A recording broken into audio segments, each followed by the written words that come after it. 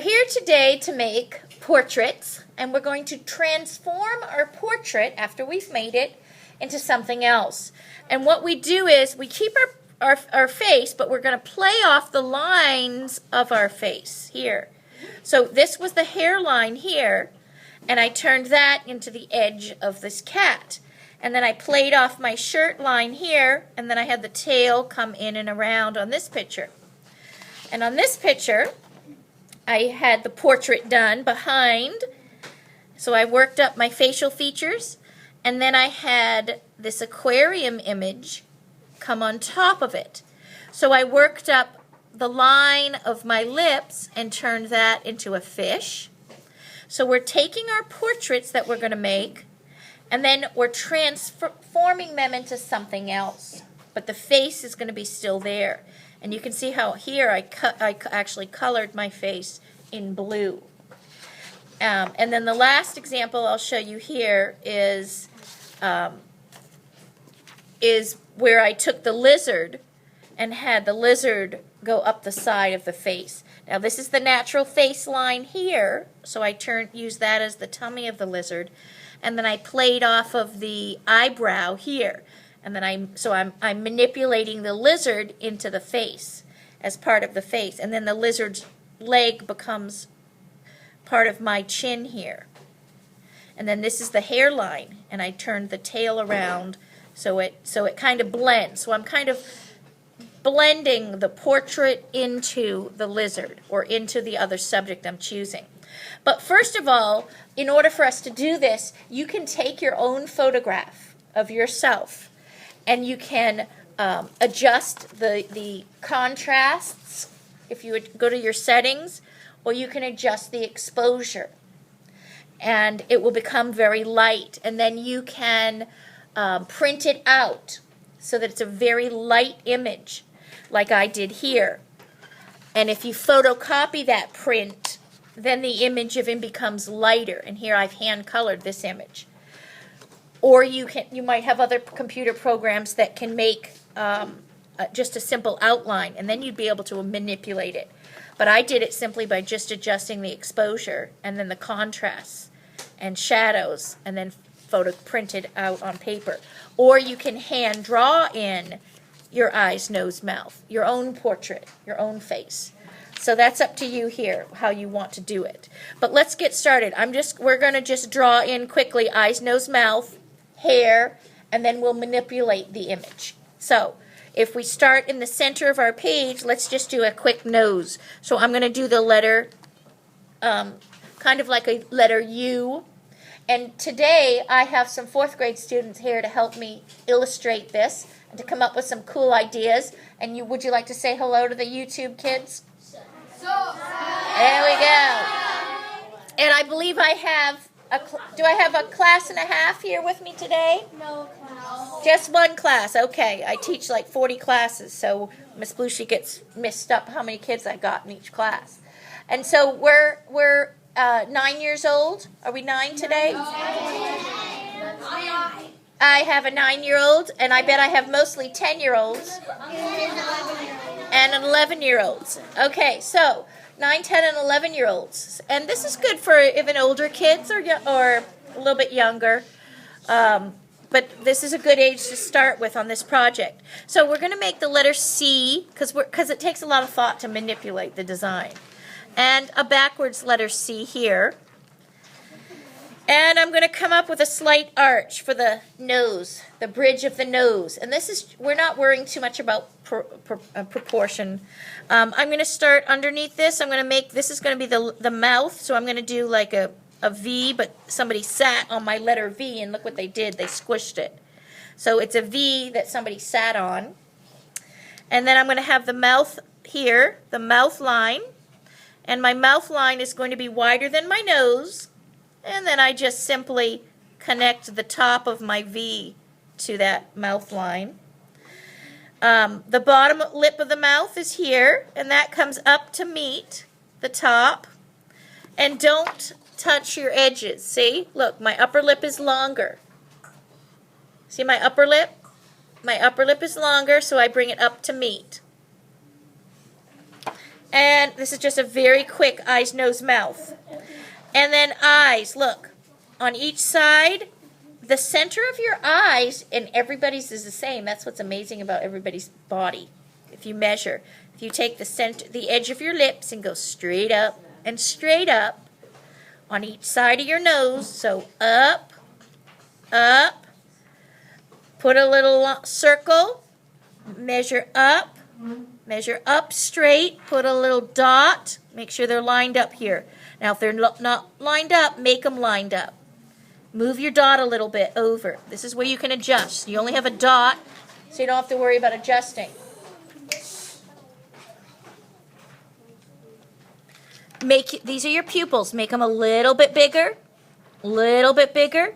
Now, I'm going to exaggerate these eyes. I want the eyes to be a little bit bigger than normal so that we can see them in our picture. So here's my pupils. Curve, curve for your irises. So it's like the letter C, letter C. They may not come out bigger. Now I'm going to top it off with a slight curve line here. Slight curve line.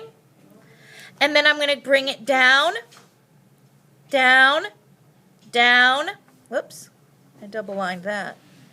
And down on this side. So this forms a nice curve coming around your eye. Up, over, down. Now look, I went down. Look what I did. I went down so it's almost equal to the bottom of my eyeball. Now I'm just going to do a line at the bottom. And these lids come up to meet before the end of the top lid. So look, bottom lid up to meet before the end.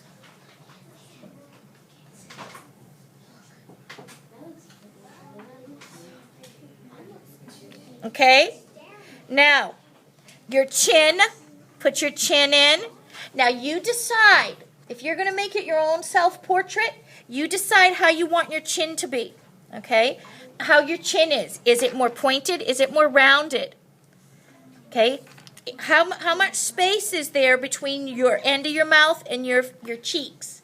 So you can decide these things. How much space is there between the eyes and the end of your head? How are your cheeks? Do they come out prominent? Do your cheekbones stick out?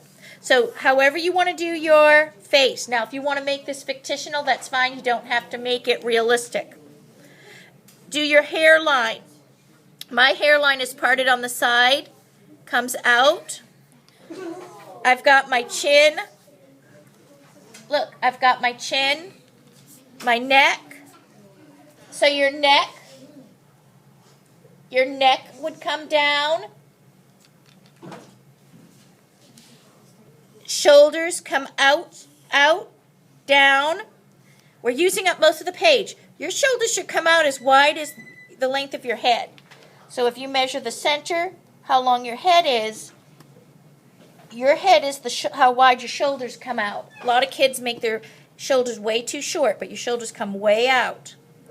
Now, you're going to put, before you do all your hair and design, think about how you're going to manipulate this. What else do you want to add to this?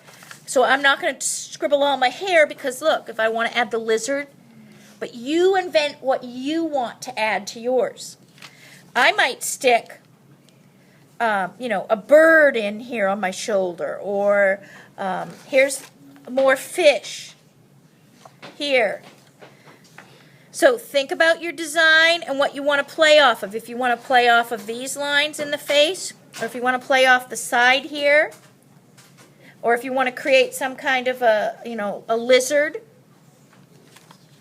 Think of how you want to add things around your picture, and you're manipulating the shapes you already have. Your face shape, those kinds of shapes. I'll show you how I stuck on, or I'll just stick in here. What I'll do is I'm going to stick in like a bird shape here. I'm going to manipulate this head shape because I just got the feeling that this could become watch this, the beak of a parrot. So I played off of my hairline. I'm going to play off of this headline. I'm turning this into, and I just did this on the spot here, my eyebrows. This becomes part of my eyebrows here. My forehead now is the entire beak. This will become the body of the bird here. And then I can even have a wing coming out here if I want. So I'm manipulating now some of my shape, and I'm blending in. I'm going to even have some of this, a really thick beak in here, like a toucan. So my beak is even going to be bigger. I've just added it a little bit bigger. And look, how about on this side, hair, which is becoming part of my wings. So the hair that comes out this way now, this was a cool idea. Look at this. So the hair, see my flow? Now becomes the other side of my wing here.